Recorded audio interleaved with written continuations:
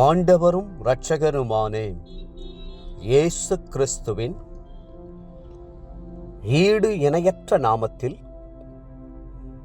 அன்றன்றுள்ள அப்பம் வாசகர்களுக்கு எங்கள் அன்பின் வாழ்த்துக்கள். 2026 ஆண்டு மே மாதம் 9ஆம் தேதி சனிக்கிழமைக்குரிய தின தியானம். இன்றைய தலைப்பு உலகத்தை ஜெயித்தேன்.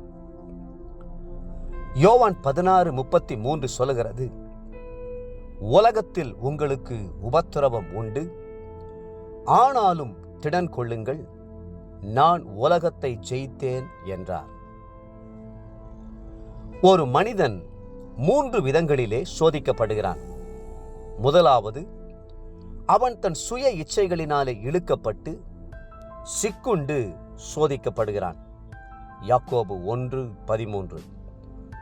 இரண்டாவது, சோதனைக்காரனான சாத்தானாலே சோதிக்கப்படுகிறான். மத்தேயு 4ஆம் அதிகாரம் 3ஆம் வசனம், 2 கொரிந்தியர் 2:11. மூன்றாவது, கர்த்தராலே சோதிக்கப்படுகிறான். சோதனை நிறைந்த உலகத்திலே நாம் வாழ்கிறோம். கண்களின் இச்சைகள், மாம்சத்தின் இச்சைகள், ஜீவனத்தின் பெருமை ஆகியவை ஒவ்வொரு நாளும் தேவனுடைய பிள்ளைகள் மேல் பலமாய் மோதுகின்றன. சோதனையில் விழுந்து விட்டாலோ மனசாட்சி வாதிக்கிறது, உற்சாகம் விலகி போகிறது, மனச்சோர்வு பற்றி பிடிக்கிறது. ஆகவேதான் பொதுவான ஜெபத்தில் எங்களை சோதனைக்குட்பட பண்ணாமல் தீமை நின்று எங்களை ரட்சித்துக் கொள்ளும் என்று கர்த்தர் ஜெபிக்க கற்றுக் கொடுத்தார். மத்தேயு 6:13. ஆதி பெற்றோரான ஆதாமும் ஏவாளும் சோதனைக்குட்பட்டு பாவத்தில் விழுந்தார்கள். கர்த்தர் புசிக்க கூடாது என்று சொல்லியிருந்த நன்மை தீமை அறியத்தக்க விருட்சத்தின் கனியை புசித்ததினால் சோதனை அவர்களை மேற்கொண்டது. அதன் விளைவாக பூமியில் சாபமும் நோயும் மரணமும் வந்தன. இப்பொழுது நீங்கள் சோதனையை ஜெயிப்பதற்கென கர்த்தர் தமது விலையேறப்பெற்ற இரத்தத்தை கொடுத்திருக்கிறார்.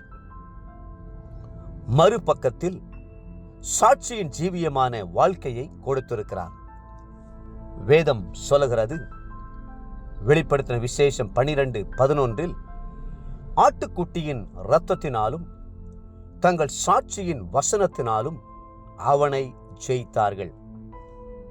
சோதனை நேரங்களில் திடமுள்ளவர்களாய் நிற்கும்படிக்கு பரிசுத்தவான்களை கர்த்தர் பல்வேறு பாடுகளிலே புடமிட்டு பொன்னாய் விளங்கும்படி தகுதிப்படுத்துகிறார். மோசேக்கு வனாந்தரமான வாழ்க்கையும், யோசேப்புக்கு சிறைச்சாலையையும், தாவீதுக்கு மலைகள், குகைகள், குன்றுகள் ஆகியவற்றையும், யோபுவுக்கு தாங்க முடியாத வியாதிகளையும், அப்போஸ்தலனாகிய பவுலுக்கு பாடுகள், அடிகள், நிந்தைகள் ஆகியவற்றையும் ஏற்படுத்தினார். அப்போஸ்தலனாகிய யோவானுக்கு தனிமையான பத்மு தீவின் சிறையிருப்பு நேர்ந்தது. இப்படி சரீரத்தில் அனுபவிக்கும் பாடுகள் அனைத்தும் ஆத்துமாவில் தெய்வீக பலத்தையும் உறுதியையும் கொண்டு வருகின்றன. உபத்திரவமோ, வியாகுலமோ, துன்பமோ, பசியோ, நிர்வாணமோ, நாச மோசமோ, பட்டயமோ, இவை எல்லாவற்றிலேயும் நாம் நம்மில் அன்பு கூறுகிறவராலே முற்றும் ஜெயங்கொள்ளுவர்களாய் இருக்கிறோமே. ரோமர் 8ஆம் அதிகாரம் 36-37 வசனங்கள். தேவப்பிள்ளைகளே, போராட்ட நேரங்களில் உங்கள் கண்கள் கிறிஸ்துவின் மேல் பதிந்திருக்கட்டும். மேகம் போன்ற திரளான சாட்சிகள் நீங்கள் எப்படி சோதனைகளை சந்திக்கிறீர்கள் என்பதை ஆர்வத்தோடு பரலோகத்திலிருந்து கவனித்துக் கொண்டிருக்கிறார்கள். சோதனையை சகிக்கிற மனுஷன் பாக்கியவான், அவன் உத்தமன் என்று விளங்கின பின்பு கர்த்தர் தம்மிடத்தில் அன்பு கூறுகிறவர்களுக்கு வாக்குத்தத்தம் பண்ணின ஜீவ கிரீடத்தை பெறுவான். யாக்கோபு 1:12. இன்றைய நினைவிற்கு ரோமர் 8ஆம் அதிகாரம் 2ஆம் வசனம். கிறிஸ்து இயேசுவினாலே ஜீவனுடைய ஆவியின் பிரமாணம் என்னை பாவம் மரணம் என்பவைகளின் பிரமாணத்தினின்று விடுதலையாக்கிற்றே. இன்றைய வேத வாசிப்பு காலை 2 ராஜாக்கள் 7, 8 மற்றும் 9ஆம் அதிகாரங்கள். மாலை யோவான் 1ஆம் அதிகாரம் 1 - 28ஆம் வசனம் முடிய. அன்புக்குரிய அன்றன்றுள்ளப்பம் வாசகர்களே, கர்த்தருடைய நாமத்தில் சோதனையை மேற்கொள்ளுங்கள்.